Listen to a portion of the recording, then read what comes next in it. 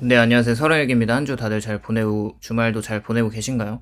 어제 비농업 고용 보고서가 발표가 되었는데 정말 충격 그 자체였습니다.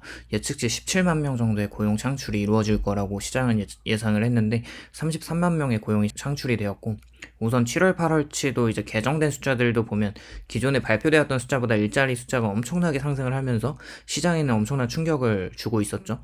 이번 비농업 고용에서 보면 역시 서비스 쪽의 레저, 숙박, 접객 고용이 9만 6천 명이 증가를 했고요. 12개월간의 월 평균 6만 1천 명보다 많은 숫자로 늘어났고, 정부 고용이 7만 3천 명 정도 증가했습니다. 쉽게 말해서 서비스와 정부 주도 일자리가 17만 명이 증가를 했다는 것은 고용에 대해서는 이렇게 많은 일자리가 이제 늘어난 것에 대한 생각은 누구도 하고 있지 않는 상황에서 경제 전반에 어떤 왜곡된 상황이 있는지는 잘 모르겠고요. 그러나 서비스와 정부 일자리가 급격하게 늘어났다는 것은 9월 고용에 대한 결과치가 이번에 나타난 것이기 때문에 좀 후행성을 띠고 있어서 아직까지는 미국 고용과 노동시장이 좋다고 봐야 하긴 하겠죠. 근데 다만 서비스 쪽에서의 고용지수가 많아지고 정부 주도의 일자리가 많아졌다고 보면 민간 기업에서의 상황을 봤을 때 앞으로 강한 고용이 조금은 식지 않을까 생각을 좀 해보고 있고요.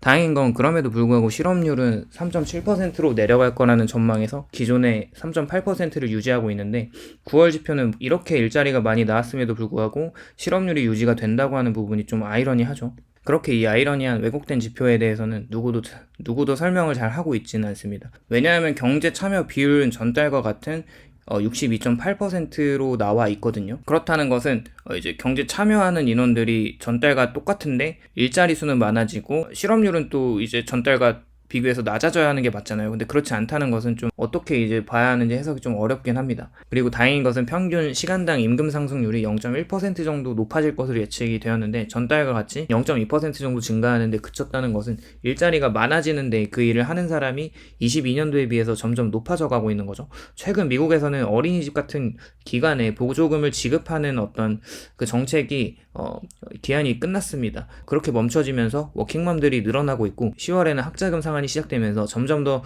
경제활동 참가율은 높아지면서 임금 상승이 계속 더 높아져 갈 수 있을까라는 의문을 가지고 있습니다. 그만큼 이상한 실업률 지표와 임금 상승률이 둔화되는 지표 덕분에 3대 지수는 상승 마감을 했고 채권도 10년물 기준 4.9까지 치고 올라가는 것을 어느 정도 4.7%대로 되돌렸습니다. 고용시장이 이렇듯 저렇듯 이야기가 많지만 4.8에서 5%까지 10년물 스프레드에서 들어오는 기관들의 자금들의 수요는 계속 있다는 것이고 현재 채권시장은 지금 헤지펀드들의 놀이터이기 때문에 장기적인 추세를 봤을 때 5%까지 올라간다는 어떤 큰 경향이 많으면 많을수록 저는 조심스럽게 오히려 채권금리가 막바지에 왔다고 생각을 좀 하고 있거든요. 그에 대한 생각을 뒷받침하는 견해가 하이힐드 스프레드가 점점 올라오고 있어요. 하이힐드 스프레드 금리는 투자 부적격 정크본드를 투자했을 때 받는 금리라고 한다면 지난 3월에 하이힐드 스프레드가 잘 내려오다가 실리콘밸리나 은행 파산이 일어나면서 갑자기 금리가 급등을 했거든요. 이 이후로 연준이 지역은행 파산을 잘 막아내고 있고 그동안 물가지표도 잘 내려오면서 연준의 기준금리가 인하로 돌아가는 시점을 시장에서는 내년 상반기로 예상하다가 시점을 보면 연준의 9월 FOMC 이후에 하이어 포 롱거 스탠스와 중립금리 상향 조정에 대한 애매한 언급 이후 10년물 금리가 4.5%를 넘어가고 4.8까지 넘어가는 상황에서 하이힐드 스프레드가 반응을 하기 시작했거든요. 결국 미국의 재무적으로 탄탄하지 못한 좀비 회사들에 대한 위험성이 다시 부각되고 있는 시점이라고 보여지고 현재 미국 2년물 기준으로 5%라고 할 때 하이힐드 금리가 현재 4.38% 정도라는 것을 보면 이건 너무 낮아 보이긴 합니다. 미국 무위험 자산이라고 하는 채권금리보다 정크본드 금리가 더 낮다고 하면 이게 정상적으로 다시 돌아가고 있는 상황이죠. 그리고 장단기 금리 차이의 축소가 되고 있어요. 역사적으로 볼 때 경기 침체가 이제 진짜 얼마 남지 않았다는 시그널이기도 합니다. 어느새 10년물 마이너스 2년물 기준은 30bp로 좁혀졌고 역사적인 게 항상 미래를 대변하는 것은 아니지만 경기 침체의 모든 시그널이 장단기 금리 역전 이후에 장기 금리가 올라가거나 단기 금리가 내려가건 금리 차이가 축소되면서 침체가 있었다는 것은 부인할 수 없습니다. 또한 이번에 월스트리트 저널에서는 실제 금리가 현재 2009년 이후 가장 높은 2%를 기록하고 있고 역대 평균치를 보면 실제 금리가 마이너스 1% 정도라고 했을 때 이 금리는 미국 경제가 마냥 탄탄하게 유지할 거라고 보고 있진 않아요. 다음 주에 나오는 CPI가 어느 정도 나올지는 모르겠지만 예측치 정도에 부합한다고 했을 때 1% 후반대를 유지하겠죠.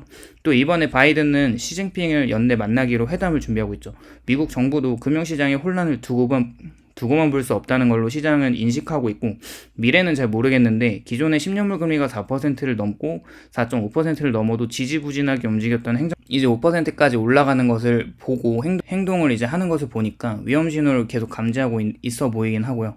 11월 금리 인상에 대해서는 굉장히 설왕설래가 많습니다.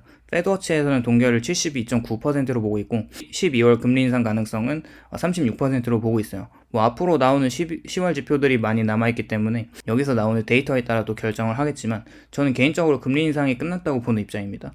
그리고 채권 시장에서는 11월 금리 인상에 대한 프라이싱을 한 가격과 금리라고 생각을 하고 있어요. 개인적으로 TLT는 추매하는 날이 다음 달 월급날이 될 것 같은데, 그때가 되면 이미 금리 인상이 되거나 안 되거나 상황이 어느 정도 가닥이 잡힐 것 같아요. 그리고 이번에 펀드스트레스 대표 이제 톰리라는 분 알죠? 굉장히 강세론자인데, 이분은 미국 10년물 국채금리가 펀드멘탈보다 더 과매도되고 있다고 이야기를 하고 있어요. 10년물 금리가 생각해보면 유럽의 이제 스페인이나 독일 등 다른 국가에 비해서 너무 높다는 거예요. 인플레이션이 오히려 유럽 국가가 더 높고 미국은 낮은데도 불구하고 그렇습니다. 올해 지속적으로 발행되는 채권 물량에 대한 악재와 미국 재정 부채가 계속 늘어나고 있는 상황에서 그렇게 과도하게 채권 시장이 붕괴되고 있다는 것을 말하고 있어요. 그리고 JP모건 자산운용사의 밥 미셸 CIO 또한 미국 장기국채를 과도하게 매각하는 과정에서 나타나는 현상을 금리가 더 오래 높게 유지되면서 영원히 높은 수준일 거라는 시장의 전망에 대한 공포의 어떤 발작이라고 말을 하고 있습니다. 사람이 이제 공포가 극심하게 치달으면은 이게 좀 이성적으로 행동을 못할 때가 있잖아요. 마치 그런 것처럼 채권 시장에 대한 이제 믿음이 이제 없어지는 것이죠. 그리고 또 이번 연준 위원들의 발언들을 봤을 때 10년물 금리가 4.8%까지 올라간다는 것은 이미 시장에서 굳이 연준이 금리를 올려주는 게 아니어도 자발적으로 금리가 올라간 것으로 굳이 우리가 더 금리를 올릴 필요가 있을까라는 이야기를 또 하고 있죠. 저의 TLT 탈출 시나리오는 이렇게 4.8% 이상으로 올라갔을 때 드디어 미국 행정부나 연준 위원들이나 시장에서의 발언들이 점점 채권 과매도에 대한 우려를 표하고 위험 신호를 보내고 있다는 것이 인상 깊었고, 기준금리가 하이크를 찍고 평균적으로 100bp가 빠르게 내려왔다면 아마 3.8%까지는 확실히 시간이 걸리겠지만 내려오지 않을까라는 생각을 하고 있고요. 채권으로 수익을 볼 수는 없겠지만 1배수 TLT 같은 경우에는 오히려 4.8% 위 부근에서 계속 움직여주면 그때 계속 분할로 매수하면서 대응을 할 계획입니다. 오늘도 이제 시청해주셔서 감사드리고요. 도움이 되셨다면 좋아요와 구독을 부탁드립니다.